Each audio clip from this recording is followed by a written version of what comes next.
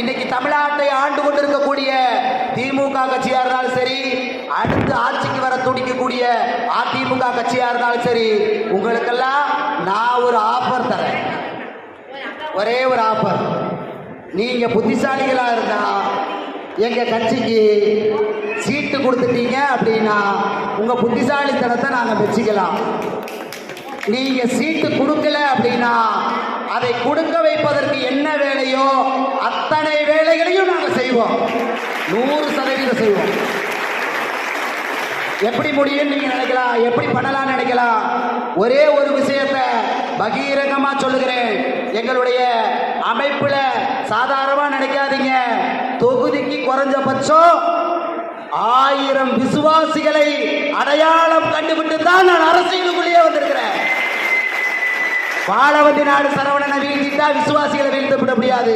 விசுவாசிகள் யாருன்னே தெரியாது. அதுதான் இங்க பெரிய இது விஷயம். என்னன்னா, யார் எனக்கான விசுவாசின்னு அவங்களுக்கு தெரியவே தெரியாது. வெளியே இருக்கிறவனால கண்டுபிடிக்கவே முடியாது. இந்த மொடக்குறிச்சி தொகுதி 1996 ஒரு தேர்தல் களத்தை கண்டிருக்கிறது. அப்பொழுது ஒரு அரசியலை நோக்கி ஒரு களம் நடந்தது.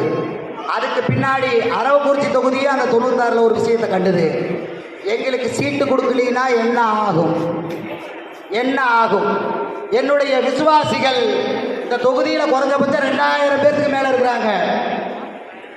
135 பேர் ஒரு சட்டமன்ற தேர்தலில் வேட்பாளரா போட்டியிட்டா ஓட்டு பெட்டி கிடையாது. எப்படி ஓட்டு பெட்டி கிடையாது, போலிங் தான். புரியும் நினைக்கிறேன். புரியுதுங்களா? ஓட்டு பெட்டி கிடையாது. இதுல இன்னொரு விஷயத்தையும் சொல்றேன்.